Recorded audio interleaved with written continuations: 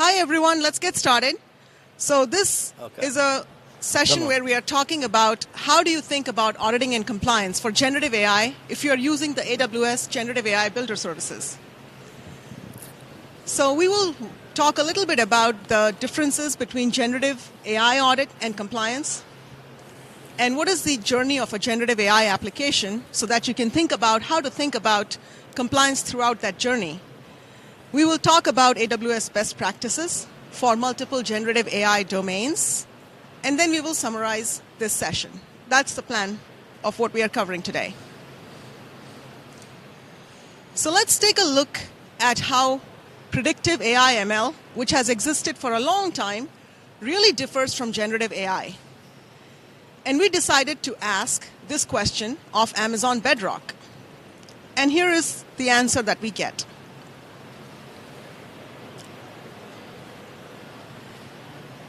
Pardon me. Okay, well, let me summarize that for you. So Bedrock gave us an answer which was fairly generic, and it talked about some of the risks around fairness and bias, which is all a good answer.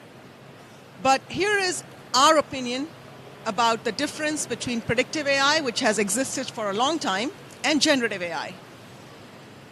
So think about what audit evidence for predictive AI was like. It was actually still fairly predictable. And the reason is that you are looking at finite data sources which are being used to generate an output that is expected to be in a narrow range. When you look at generative AI, you are looking at large language models, and they are not designed for one specific purpose. And the result is that the output can be anything. It can vary a lot. As a result, the evidence, audit evidence or compliance evidence for generative AI has to be very contextual. And you have to think about factors which you cannot predict, like making sure there is no bias in the data. What predictive AI did was it was classifying or grouping or predicting based on certain patterns. What generative AI does is it can actually create new content. And it's recognizing patterns, but it's using them to generate new text or new images. This completely changes the game because you're not just managing a finite data set that has been fed to the model, you are also managing the output that the model generates. And how to manage that output, should that be a part of the model input again, or is that to be separated, etc. The inputs which the predictive AI models used were built on very finite training data, which could be managed much more closely, whereas generative AI models use very broad data. Often the customer does not have control on what that data is, and even when you are customizing that data, you are finding that the way the model behaves and updates the data can be unpredictable. Precision is another topic that varies between generative AI and predictive AI, whereas predictive AI was designed to give answers in a narrow range, which were often consumed by a more technical audience. Generative AI interacts directly with the consumer. And the models are generalized across a broad range of use cases so that the output can be somewhat unpredictable. So this is where the difference comes between how we think about risks and compliance for generative AI. Before I go on, I want to tell you a little bit about this compliance reporting and auditing service that AWS has called AWS Audit Manager, if you're not aware of it. What this service does is it makes compliance reporting and monitoring much easier. So you can set up control objectives, and the service will go and collect all of the relevant data across AWS, across hundreds of AWS services, across CloudTrail, usage data, across config rules, if you have set up any config rules, or security hub findings. And it collects all of that data and does sort of like a data join so that against every control objective, you can see your entire status across your environment of what is the data I should be looking at and monitoring for compliance reporting. The service is quite simple. You select a framework. You define the scope of the framework, meaning which accounts do I want to run this framework in. And then the service will launch what is called an assessment, where it goes and starts collecting that evidence automatically. The customer has to do nothing. The service will collect, classify, and map that evidence automatically. And then there are tools, analysis tools built into the service which can help you identify any root cause issues or review that evidence. And you can generate reports either as CSV or as PDF. So this is basically just an introduction to what the service does. So when we think about the compliance landscape today for generative AI, it's very confusing. We know that there is some compliance for AI that already exists. It's really not, I would say more like some guidelines for AI that exist in the form of NIST AI 100. But it's really meant for generative AI, it's really meant for AI, not generative AI. We also have seen the release of ISO 42001, which is really meant to regulate generative AI, but we know that the guidance is extremely high level, and it doesn't really tell the customer, what should I really do? What does this mean? How should I interpret it? How should I apply it? At the same time, we know that laws are coming out. The White House had an executive order issued which said that there is going to be regulation of generative AI. And EU has already passed a law which is expected to go into effect later in the year. So we have two interesting things going on. First, nobody quite understands or provides guidance on what to do, but at the same time, we know compliance is coming. So AWS Audit Manager launched a framework which was built with extensive work inside of AWS, working with services like Bedrock and SageMaker, and working with internal experts on security assurance as well as auditing. And we worked with Deloitte to build out a framework. And I will show you what this framework looks like in a moment. But what this framework does is it has 110 controls across 8 domains. And it gives you a clear step-by-step map on how to think about responsible AI when you are using AWS Generative AI Builder Services. It's not the perfect answer to everything. We all know that this space is evolving, but it is our take on best practices that gives customers a clear map. So it's a map in a really uncertain landscape that the customer can use to start navigating, start innovating, and not be held up in a paralysis because we don't know what's going to come down the pike.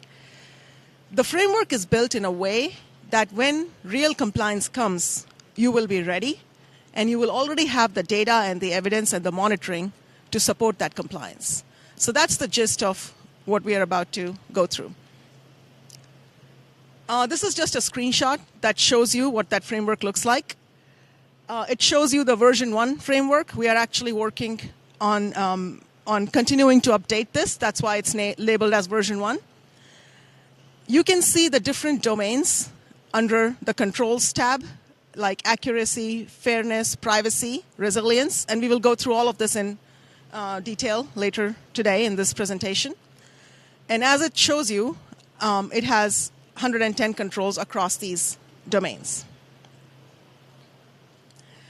So we are going to talk about what these best practices mean across these different domains today. Obviously, you can check out the framework in the service yourself. All right. Can you guys hear me over there? Yes? Excellent. Thank you very much. That was awesome, Kajal. Thank you so much for setting up that great foundation.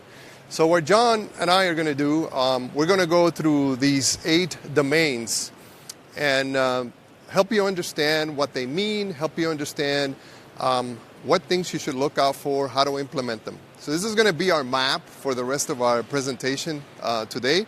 And as we go through it, we're also going to cover some features, some recommendations that you can use in order to be ready with generative AI workloads, making sure you have compliance in place and making sure you're doing what you need to for auditing. So let's talk first about, what we're going to do to help you out through this journey, because just listening to me and John talking is probably going to be very boring, we're going to take you through the journey of an application that it's leveraging generative AI. And I'll explain to you what that application is and how it works. But we're going to use that as a guide to have this conversation with you today.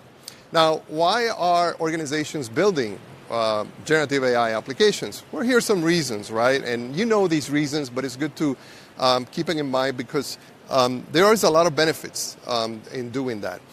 Increased efficiency, cost savings, and I like the last one we listed out there. It fosters creativity and innovation also in our teams, which is excellent, which is great.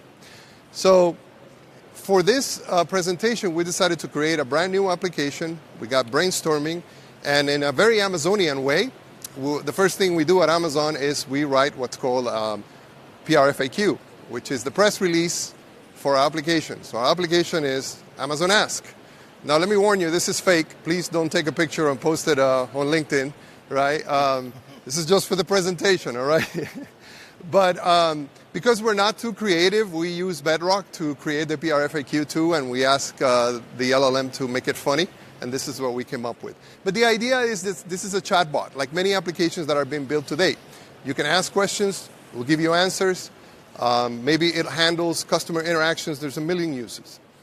For our use case here, it's a chatbot that can answer questions. Here's a sample architecture of how that can look. Some of the components that are in the sample architecture are very familiar. We have things like API Gateway, we have Cognito, we have DynamoDB, but some of them are specific to generative AI, like in this case, Amazon Bedrock. And having that in mind is important as we continue our discussion, because there are some elements of the domains that pertain specifically to the LLMs that are used on the back end for generative AI, and there are some aspects that are more specific to the infrastructure for compliance purposes. If you want to test this out, there's a link to the blog there. You can scan it. You can deploy this in your infrastructure and play with it, and there's a blog that takes you through it. But we're going to use that as our architectural diagram for Amazon Ask. So we got our developers working hard on this idea. We implemented the infrastructure, and voila, we have Amazon Ask. Please don't criticize our UI. I know it's very simple, but we're ready to go, right? So we have a chatbot. You can ask questions to it, and it will answer, all right? Now, as we go through the journey, you'll see why it's important that each one of these domains, as we deploy and mature our application, that we ensure compliance. But the first thing we need to do, and I'm so happy that I have my friend John here because he's an expert on security, compliance, and auditing, and he's going to help us. I can build stuff, but he does a better job in keeping it secure and compliant. So John, can you talk to us about these questions that we need to ask first? Yeah, for sure. So when you're setting out on a journey to build a generative AI application and you want to consider some of these compliance aspects on the front end, it's always better to think about these things on the front end rather than to deal with it in a reactive manner. So what are relevant laws? And as Kajal mentioned, there's really not a lot of relevant laws and regulations present yet. There are some industry standards, and there are some standards emerging, like she mentioned, NIST AI 100, ISO 42001, not 42,000,001, or whatever it showed on there. That was a little typo, yeah. Yeah, a little typo snuck in there. And then how can you ensure responsible development and deployment of those generative AI models? Maintaining data governance is absolutely critical because the accuracy of the data, the provenance of the data, that lineage, that training data, ultimately is what drives the outputs coming from it. So if you don't have great data governance strategies and practices in place, it's going to lead to problems. Appropriate audit trails, planning for monitoring, documentation, and this whole concept of human in the loop. And you're going to hear more about that as we move on, but always observing what is fed in and what comes out to keep things aligned with the pillars of that framework: fair, responsible, all of the rest of it. And we'll go through those one by one. Excellent. Thank you, John. Yep. So let's get our journey started, right? We're going to start with accuracy, right? What do we mean by accuracy? What does it have to do with a generative AI application? Well, let me give you an example. As we're testing our Amazon Ask application, we ran into this problem. I asked, can you use Amazon Q to analyze CloudTrail data? Look at the response. Now, maybe not all of you know the response to this, but it's wrong, right? It says that you can use Athena is the first thing that is wrong with that. That's not what I asked for. I asked about Amazon Q. And then it goes on into a very long dissertation of information that is inaccurate. By the way, this is a real world example. To the credit of the LLM that was used, Amazon Q, it's a fairly new product, so that could have thrown it, confuse it a little bit. But this is what we mean by accuracy. The responses that your generative AI application need to be accurate. You need to ensure that you have processes, controls that ensure that. And I want to ask John to tell us a little bit more about what do we mean by accuracy in terms of compliance and auditing. Yeah. So at the end of the day, making sure that your data is accurate, making sure that the outputs from your LLM are accurate are really, really critical. Accuracy for AI systems is the correctness and integrity of information. It includes assurances that this information is accurate, free from alteration, and from an actual credible source. Accuracy or lack thereof can lead to serious reputational harm or financial harm for your business. So it's really important to keep up with the accuracy. Yep. So why is it important, John? Yeah. So it's critically important for generative AI models for several key reasons. Trust and reliability.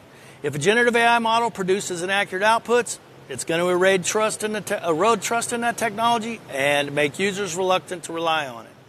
Consequential decision making. In many apps, the outputs of the generative AI may inform or influence important decisions in areas like healthcare, finance, law, public policy. Obviously, inaccuracies in any of these spaces is going to be problematic. Combating misinformation. Generative AI models that create text, images, audio, or other content need to produce accurate information to avoid spreading misinformation or disinformation, which could have serious societal ramifications.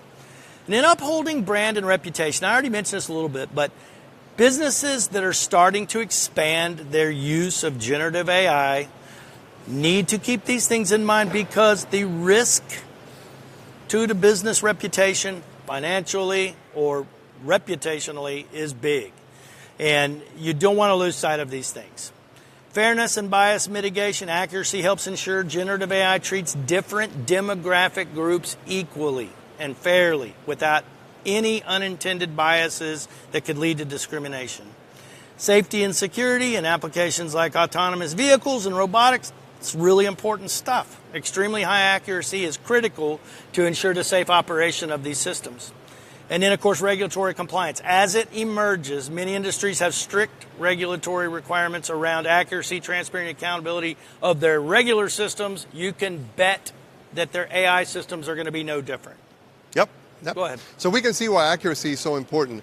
Now, what are some of the tools that you can use to ensure accuracy? Well, there's many. I'm just going to mention one here to whet your appetite, and it's one that we're going to come back to because it's very powerful. It has to do in Bedrock with model evaluation. Now, what is model evaluation? Model evaluation is a feature in Bedrock that allows you to set up a job that will evaluate the results of tests against your model. So there are a number of, you can use some of the open source data sets that are out there. You can bring in your own data sets. I put an example there of how the responses work and how the data set is built. Essentially what happens is you set up a job to send a number of prompts. This is how one of the prompts looks that you see on the bottom. You can see that is evaluating for a metric called toxicity. It gives it a score, and you can see the prompt there and the response. So once it runs all those, it gives it a score, and it gives you an idea of how your model is doing in terms of accuracy. This is also used for some other of the domains, but this is one of the tools that you can use to evaluate that. Now, once you have that in place, you've had the process to ensure that you need to make sure that you're compliant, that you're collecting data for audit. So let me show you an example of how this looks in Audit Manager. So this is one of the controls in Audit Manager that could be evaluating a configuration setting or a feature that you have enabled in Bedrock or in any other service. It defines the data source. And Audit Manager can have different types of data sources, and some of them are automated, which are the most powerful ones. And in this case, as you can see at the bottom there, we have 2 data sources for the integrity checks control. And what they're doing is essentially making AWS API calls that are going to go and extract the configuration of how you have your Bedrock, if you have model evaluations job in place, if you have filters. We're going to talk about that later. But this control would go and collect that information automatically for you, store it, so in terms of auditing, you're ready. You can also leverage things like config rules to implement remediations for the focus on compliance. But this is just one example of how you can ensure accuracy when you're deploying generative AI workloads. Now let's talk about the next one, which is fair. Now, what do we mean by fair? Let me give you an example with our brand new application, Amazon Ask. So if you see there, I've prompted the application to continue the story. The receptionist arrived at the office and began working diligently. And you can see the answer there. Now, what is the problem with that answer? Is there a problem with that answer? That's a trick question. There's no problem with the answer. The problem would be with the consistency of the answer. If the model responds and assumes that the receptionist is a female once, it's fine. But if you ask it again, and now it continues to say it's a female, there may be a problem in fairness there, right? So we need to make sure that our generative AI application is fair, that it's, the answers it gives. And John is going to go over why it's important now in terms of compliance and auditing.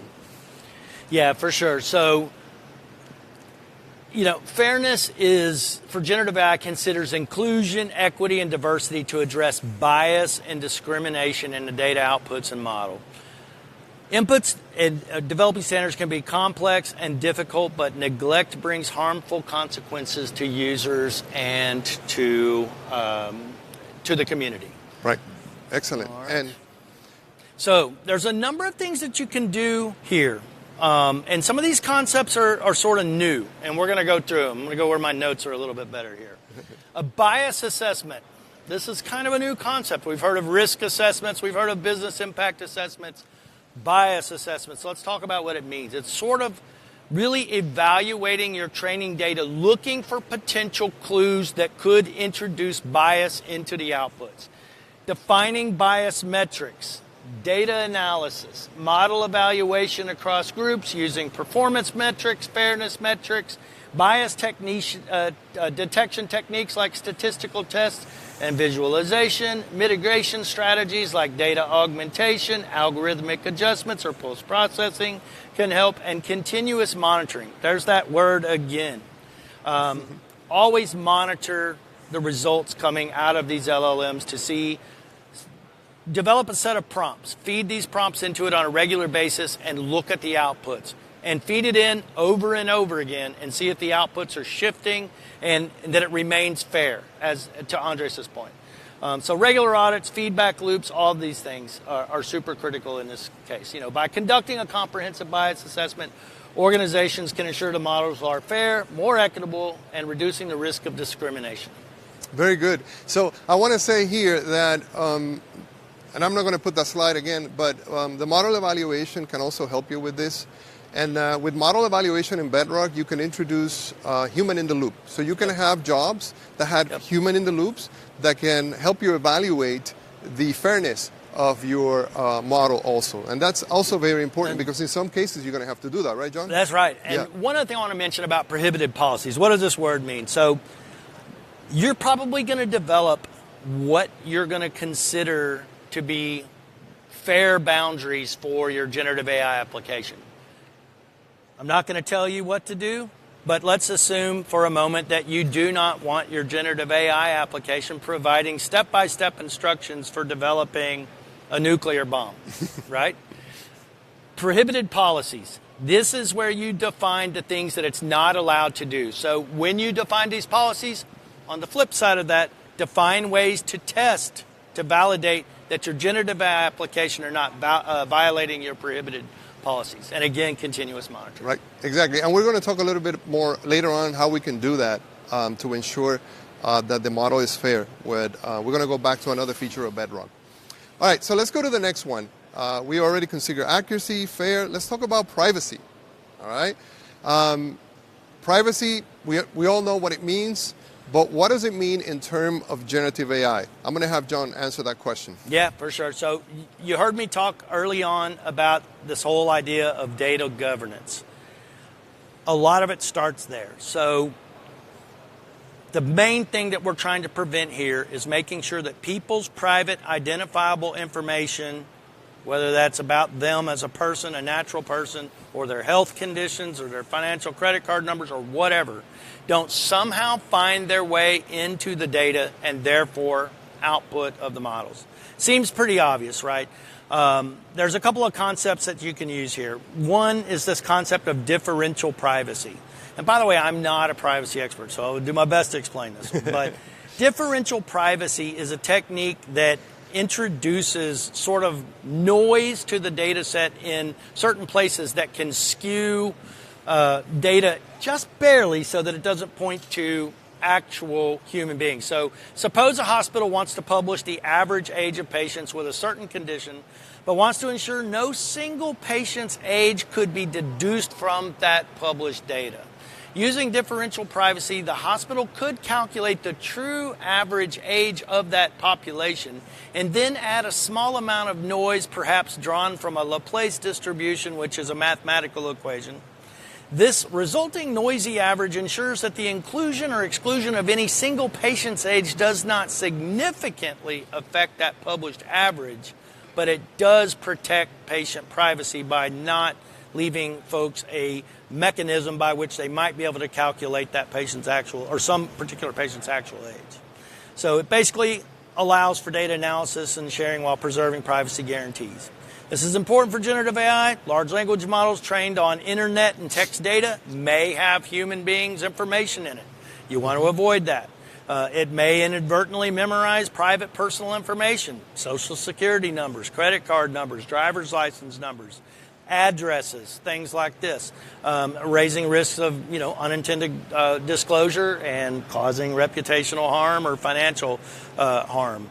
And so hopefully those principles will help you out there a little bit, but privacy is a very nuanced topic, and it means different things in different parts of the world, and keeping up with it is not an easy task.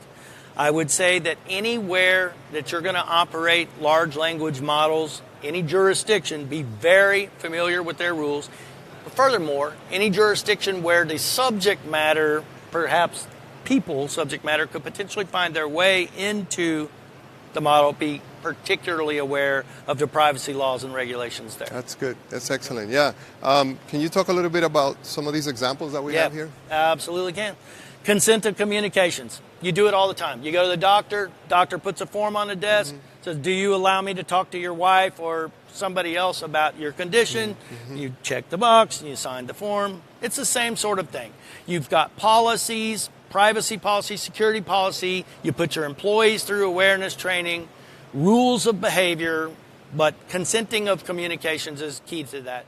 Privacy updates, I just mentioned it. Stay on top of the latest regulations, and good luck with that, because they're ever evolving from every jurisdiction. It's not just GDPR, not just CCPA or the Massachusetts Data Privacy Act. Almost every state in the United States has their own nuances here, and almost every territorial land in the entire world has something to say about privacy. I don't think it's realistic to keep up with all of it, but keep your finger on the pulse of the stuff that matters in the jurisdictions you're running, or the jurisdictions where the people that are using your LLMs are present.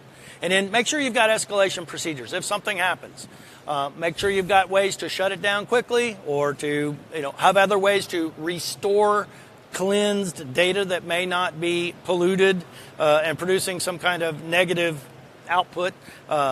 That's a super important thing as well. So make sure you have and test those escalation procedures. Yeah, and this thing with privacy is so important. If you don't believe it, go ask your favorite LLM about you, and see what it says, right? That can be scary sometimes. I think right? I'll do that today. Yeah, there you go. All right, so let's talk about what are some of the tools that we provide that can help you with that.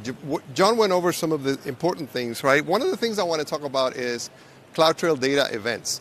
And how many people are familiar with CloudTrail here? You familiar with CloudTrail? Everybody knows CloudTrail. It's like one of the first things we learn about AWS if we're in compliance, security, or auditing, right? So data events is a feature of CloudTrail which allows you to track specific operations on certain services. So for S3, your put operations, your read operations, get object operations. And when you're talking about privacy and how secure you're keeping the data that is used to train your models, this is an invaluable tool in order to accomplish that. CloudTrail data events will allow you to see everything that's happening in terms of access to those resources. The video that I have here, I'll show it to you real quick, is of consuming data events using CloudTrail Lake. For those of you who are not familiar with CloudTrail Lake, it's a new offering that we have that basically ETLs the data for you, it partitions it, gets it ready so you can do quick searches. A lot of customers wanted to have that capability and we provided to CloudTrail Lake.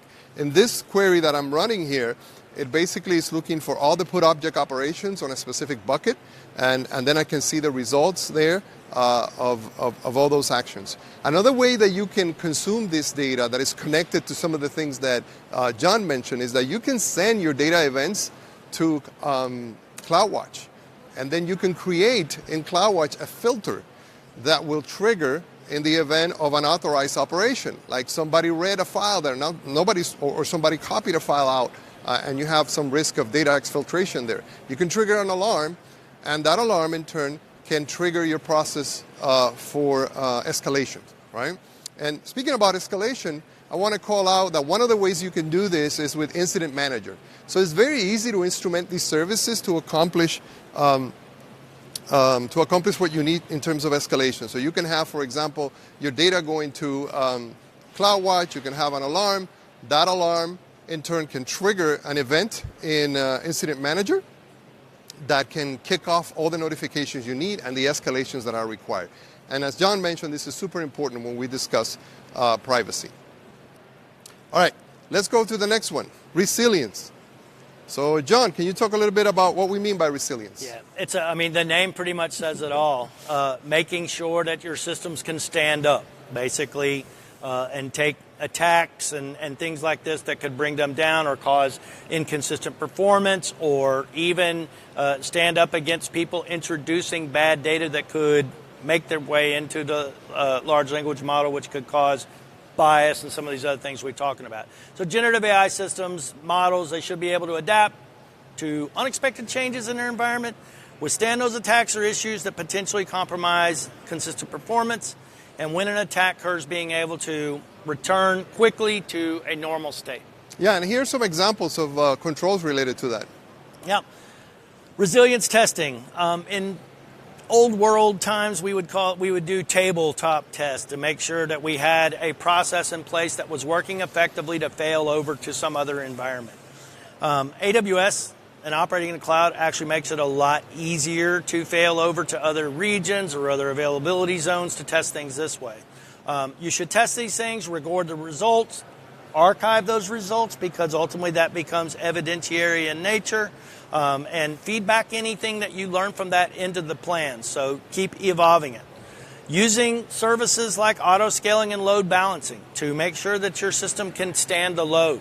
And it will also save you money because it'll scale up when more people are using it, it'll scale down when less people are using it, and it'll spread that load across different endpoints so that it's not taking a long time to return the data.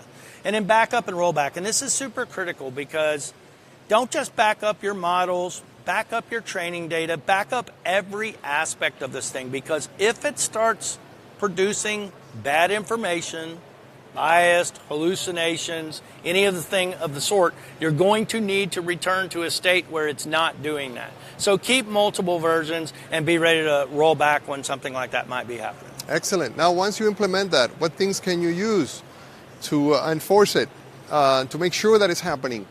How many of you are familiar with AWS config? All right, good. One of my favorite services. Very good. So for those of you who are not, and a quick refresher, AWS Config allows you to track your resources in AWS. Every time a resource is created, every time a resource is modified, the service creates what's called a configuration item that tracks the state of that resource. On top of that, we can build what we call AWS config rules that evaluate the state of a resource against the desired state. So that way you can ensure, for example, are my S3 buckets encrypted? So this is one way that you can ensure resilience, because once you implement those mechanisms like auto-scaling, like load balancing, backups, all that, you can define controls in AWS config that will ensure that that's happening. Let me show you an example. In that sample application of Amazon Ask that we built, one of the components is a DynamoDB table. Do you remember how I said that we had traditional components that are also part of the mix and are important? This is one of those cases, right? We had a DynamoDB table, and for resiliency purposes, we need to make sure that it's being backed up, right? So what can I do? Well, one of the things that I can do in AWS config is define a rule using CFN guard language. Right? So traditionally, we have provided managed rules that we built for our customers. We also provided custom rules that customers can build themselves in any programming language that's supported by Lambda. But customers wanted also the ability to do something more simple and quick. So we provided this feature of CFN guard rules. The rule that you see on the screen right now is a rule that is designed to evaluate AWS DynamoDB table resource and make sure that PITR, which is point-in-time recovery, is enabled on that table. So what I can do is, and the reason I show you this is because some of the controls that we have to define in an automated way are going to be very specific to our environment and may not be covered by a managed rule. So you need the flexibility of customizing them and create your own, what you need for your requirements. So here's a sample of how that works. I'll get the video going. So basically, you can add a rule. You can basically specify that you want to use a custom rule using guard. You can see the other type of rules there that I mentioned. Once you do that, you just give it a name. And I wish I would type faster, but anyway. You give it a name, you give it a description, and then you will introduce down below, and you'll see this in a minute, the rule content, which is basically the CFN guard language that I showed you in the previous screen that is going to evaluate the state of the resource. Now these rules, you can deploy them through the console. You can also deploy them using CloudFormation. You can deploy them using Terraform, whatever mechanisms you have to deploy. This is where we're going to put the content of that. And call out there that you can specify either all changes, specific resources, or you can do it by tags also, if you prefer. And once that's done, that's it. You have a new rule. You'll see the summary screen now with everything that we have entered, and that's it, right? So let me show you how it looks after it has been deployed. Once I've deployed that, and the reason I had to do this in two parts is because you have to allow time for it to update. So you see that I'm going to go look for that rule, and you can see it's there, DynamoDB check PITR enabled, and has 6 resources that are non-compliant. All right, so now I can easily identify any resources that are not in compliance. I'm going to go there, and I can see the details of which ones are those resources. And one feature that I didn't get a chance to demo here is you can actually do remediation of those non-compliant resources. So I can add a remediation action that will go ahead and enable PITR on that table automatically as soon as it's detected to prevent any issues with resiliency. And so I want to add one more thing to that. Go ahead, yes. So you can also take these custom-built rules, and there's going to be huge opportunities for this type of thing with the early days of generative AI. And Audit Manager can consume any custom rule that you provide. It's very easy to add a custom rule test into your Audit Manager framework. Excellent. Thank you, John. All right, so that was resilience. Let's go to responsible, which is the next one. John, talk to us briefly about responsible. If I had this deck to do all over again, he's probably wishing I wasn't going to go here. I would have moved this one all the way to the right. Because quite frankly, in my opinion, responsible AI is a combination of all 8 of these domains, or the other 7. It really is, right? It is about making sure it's fair, to everybody involved. It's about making sure that it's unbiased. It's about making sure that it protects people's information, their personal information, make sure it's secure. It's responsible operation. So all parties that operate generative AI are responsible for the outcomes of those AI systems, regardless of intention. Typical things that you would do to prepare for this are organizational practices, governance, discrete technical controls, risk assessments, bias assessments, privacy assessments, data governance assessments, those types of things. And just generally, all those lead to better management of generative AI risk. So consideration of accountability and risk leads to better outcomes for owners, users, and the overall generative AI community. And compliance is a big part of that, right, John? It's a huge part of it. So make no mistake about the fact that you probably today have to comply possibly with one of these that are up on the screen or about to be up on the screen. Things like PCI or ISO or NIST or any of these things, FedRAMP. Your generative AI application that becomes in scope perhaps for one of these assessments is going to be a whole new thing for your auditors to take a look at. And so all of the same principles apply. The shared responsibility model, the of the cloud bit that AWS is responsible for, which you can find details in Artifact for, the in the cloud piece, which Audit Manager can help you to collect evidence for, all your security and access controls, your typical things like data protection and logging and monitoring, all the rest of it, all becomes part of it. But you make no mistake about it. If your generative AI workload is part of an application that's already under some sort of compliance obligation or activity, it's going to be amplified. And it's also going to lead to probably a lot more questions, at least in the early days, because auditors are less familiar with it. All right? Yep, excellent. So how can you get started, right? Well, I mentioned AWS Config before, and one of the features of AWS Config that helps getting started with establishing those controls for specific compliance frameworks, which as John mentioned is so important for this domain. Conformance packs allow you to group config rules and deploy them immutably. Immutably means that once the rule is deployed, either on one account, multiple regions, which you can do, even an admin on the target account cannot modify the rules. They're immutable once they're deployed, and they will assess or run all those checks for you to ensure that your controls are in place. It also has the added ability of having dashboards like this, which give you a quick glance of how you're doing in terms of compliance. As you can see here, my account is in really bad shape. Right? But this is just a sample account, right? But it's a very powerful way to get you started. They're not meant to ensure that you are compliant, but they get you started, and you have to customize them to get them where you need. You were going to say something, John? No, I was just going to say shame on you for your lousy security I know, I need to do better. Yeah. All right, let's move on. Let's talk about safe, all right? Okay. Let me show you what we mean by safe, all right? And we're going to go back to our trusted Amazon Ask app, and we're going to ask another question. What is the best way to kill a fly? This is a real answer, by the way. Kudos to the LLM there, right? It said, I apologize, but I cannot recommend ways to kill or harm living creatures. This is so important because your customers are going to be using your application, leveraging generative AI.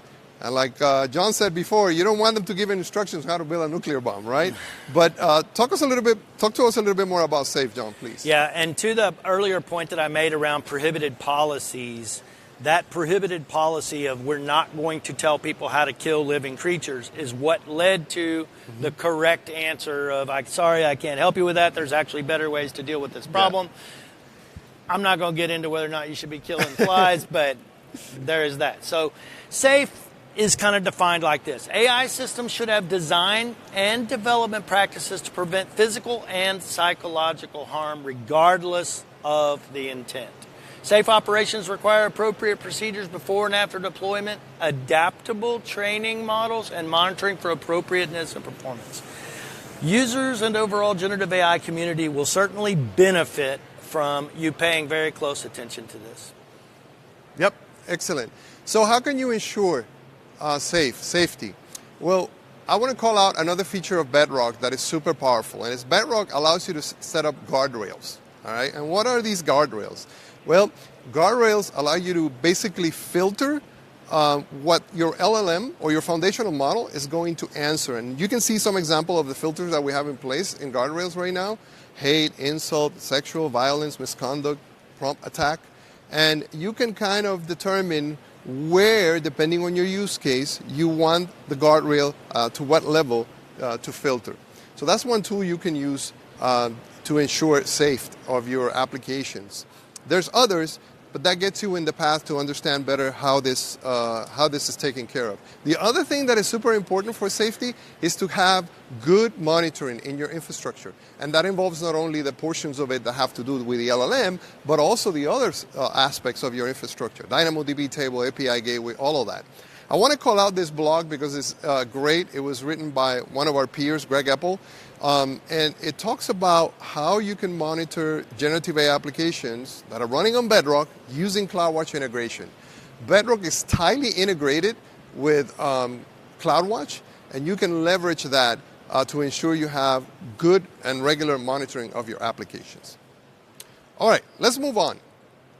Secure. All right, so let's talk about security. I'm going to, John, cover this real quick. Yeah, it's not going to be terribly difficult. So this one domain actually culminates a lot of what all of you have been hearing from AWS and from other security and compliance frameworks for a very long time. Things like data protection, access control, asset management, all of these pillars are kind of contained in the secure domain. It's absolutely paramount that you secure your generative AI workloads, your training data, the models themselves, every aspect of the infrastructure, because if poor security gets let into the mix, bad outcomes will guarantee to follow. Exactly. And, you know, this is a security conference. I think everybody gets why security is so important, right? Otherwise, we wouldn't be here. But some things that can help you get started. It's Control Tower. Many of you are aware of that service. This service combines 3 services, which is identity, organization, and service catalog, to allow you to set up the foundation for multi-account management. Essentially, is what it does. It sets up landing zones. It implements controls. Control Tower now supports proactive controls also, which is pretty powerful and cool. I'm actually very excited about that. Now, some organizations, this will work for some organizations. Some organizations are already mature enough that they have their own mechanism for landing zone. But if you're looking for a way to get started, Control Tower is definitely something to look into. Many of you are aware of Security Hub, another important tool for ensuring security in your infrastructure. It allows you to have that single pane of glass of any findings. It collects data from multiple sources, as you can see there: guard duty, config, firewall manager. And it puts everything in one place so you can very quickly have access to your security posture in one place. Security, super important for compliance and auditing when we talk about generative AI applications. All right, let's go to the last one now. Sustainable. This is a very important one. And next time we do this, we'll definitely move it around so that we have the other one as well. All right, John? Yeah, it's okay. All right, talk to us about sustainable. So AWS itself is deeply dedicated to this pillar. Our data centers are being constructed with less concrete, less steel, graviton processors, which we invented, Trainium processors, which we invented. All of these things have more processing velocity and consume less energy. AI consumes a tremendous amount of energy. It's a lot of processing power. It's a lot of calculations. Going back to the differential privacy thing that I mentioned earlier, and the Laplace algorithm adds even more intense calculations if you're going to use something like that in there. So it's super important to use a service like AWS Bedrock, which is running on the most efficient hardware possible. But pay attention to this type of stuff, energy consumption, because it is the more this technology progresses, you can rest assured that the heavier footprint on the environment it's going to be. So it's very important that we keep track of this thing and make sure that it is sustainable in the long run. Excellent. So you already covered some of these, John. Energy efficient. Go ahead. Yeah. Sorry. Like I said, energy efficient algorithms. You can bet that the models that we're using and that the algorithms that we're using, they pay very close attention to these things. Optimized hardware and data storage, model reuse, and democratized AI training. reuse of the training space. These are key ways that you can pay attention to it. Go ahead. Key things for sustainability. What other tools do we have? Well, let me talk to you about a few other tools and things that you can leverage. Many of you are familiar with Cost Explorer. A lot of our customers don't know that we have the carbon footprint tool that is part of Cost Explorer, which gives you visibility into how you're doing in terms of sustainability. So this is a very powerful way to see the impact that your workloads are having and how well are they doing in terms of sustainability. It can show projected carbon footprint based on usage and region. It also gives you insights to identify high carbon emission sources, right? So this is a very powerful tool. I will encourage you that when you have time, go check it out. See what you can find out about how your generative AI or other workloads are doing, right? But it's especially important when we talk about generative AI workloads that we pay close attention to this because we all know that it can be very impactful, and we want to make sure that anything that we're doing is sustainable. Another thing that I want to call out is the new sustainability pillar from the AWS Well-Architected Framework. Many of you are familiar with AWS Well-Architected. This new pillar allows you to design infrastructure that is aligned with the concepts, the principles that we mentioned before related to sustainability. It gives you best practices for architecting workloads the right way.